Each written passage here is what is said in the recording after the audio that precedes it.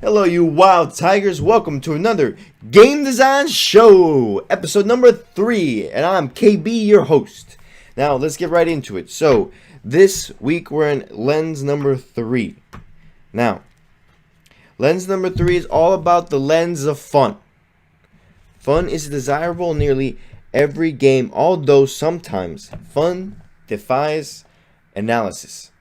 To maximize your game's fun, ask yourself these questions. What parts of my game are fun and why? What parts need to be more fun?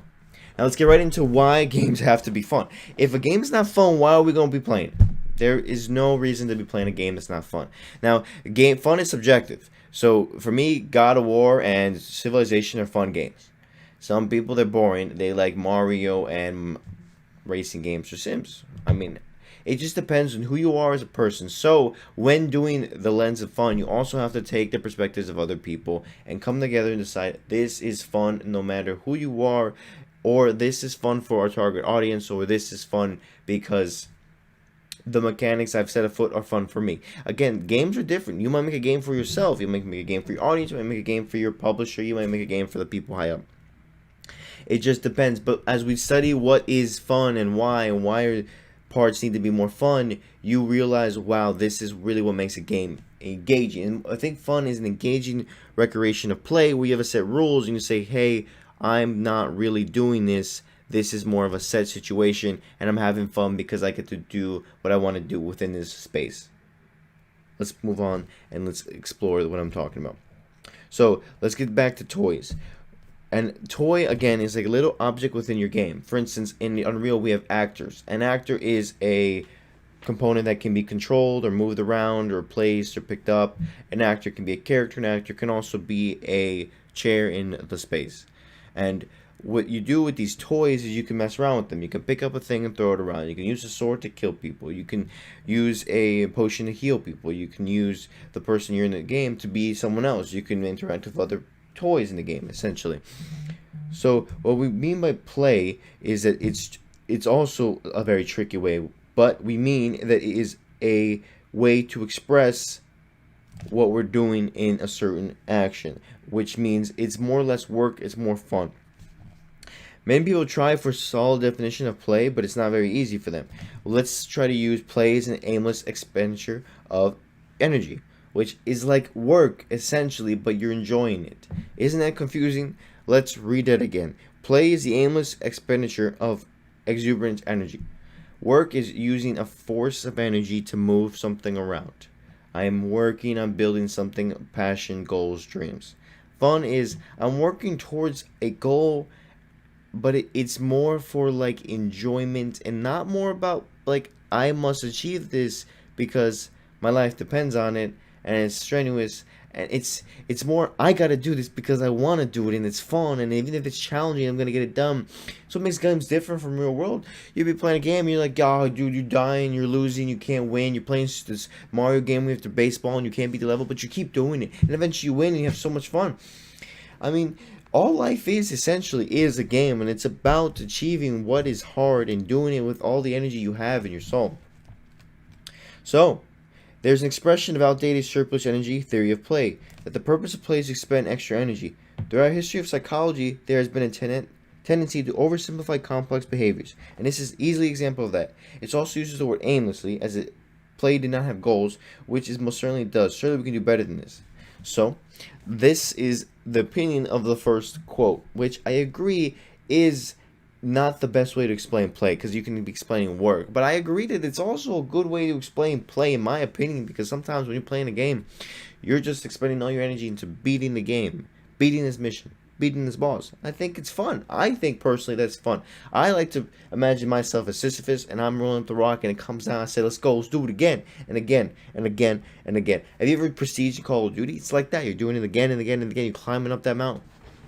It's what you decide is fun. Again, fun is how you see it from your point of view, like Obi-Wan said. So let's usually get a quote. It says, play refers to activities which are accompanied by a state of comparative pleasure, exhilaration, power, and a feeling of self-intuitive. That's interesting. That's an interesting way to say play. Okay. Now let's go to the next one. It says plays a free movement within a more rigid structure. Okay. I don't agree with the fact that everything is so well defined. You know, it's like the game has to be like this. I my whole life I've been like the game, the rules. I realize more now that the game is whatever you feel like it should be at that moment. Now, there are games where there's a linear structure and you have to move with this, but if you notice within the gameplay itself, anything could really happen to make the story feel like your own. I believe games should have enough freedom that the game feels like you are interacting with it and that things are happening with you. I wouldn't say rigid. I would say with a more flexible structure. That way the game can feel like your own story.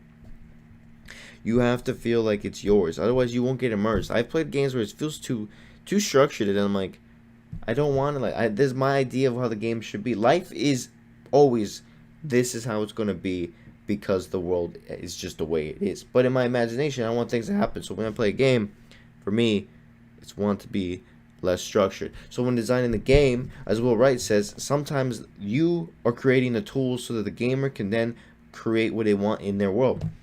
Like The Sims, you can do whatever you want in The Sims. There's no structure besides the fact that the game has certain rules, and within those rules, you can do whatever you want.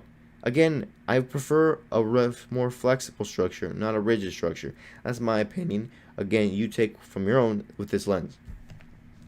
Plays whatever's done spontaneously and is for its own sake. Interesting. I like that one.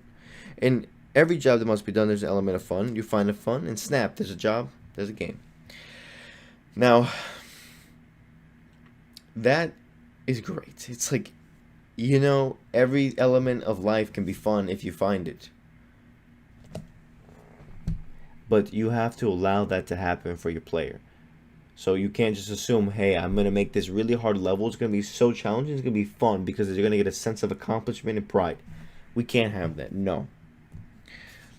Now, how do we find the fun? Consider the story that psychologist Malali Csikszentmihalyi relates about how factory worker Rico Mandel turns his job into a game.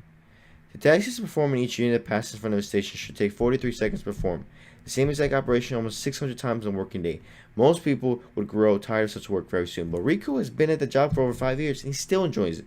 The reason is that he approaches his task in the same way an Olympic athlete approaches his event. How can I beat my record? I love that. How can I be better than I was yesterday? Now let's take, for instance, I work as a server, a host, and a food runner at Bahama Breeze. How can I be better? I'll try to how can I be a better person? How can I host better? How can I serve better? How can I do things better? And I just understand that if I try to beat what it was yesterday, that this is going to be kind of fun. Or how can I get more hours or more money than I did last week? And then it becomes a game. I understand that as we go through this game design series, I want you to also think about your life and how you design your life. Because by making great games, you can also make a great life. We're going to design our lives to be better. Because game designers understand how to define happiness. You can even call game designer a happiness engineer. So we're going to engineer how people can become more happy by playing games. Yep. And that's all I'm going to go to about fun this week. Next week, we're going to go deep into curiosity. Now, I want you guys to do a challenge. Okay? I want you to figure out things around your house that aren't fun and make them fun. I mean it. So if you don't like doing the dishes, figure out a way to make it fun. Make a little game, write it down. You can even turn it into a Unity project. You can turn it into a card game, or you can just make it a simple game. Hey, how can I do the dishes the fastest? I want you to put your answer in the comment below, and then I'll answer and reply, and we'll move forward from that. And then next week, we'll go into curiosity. Now, guys, stay tuned. Keep creating and keep designing great games.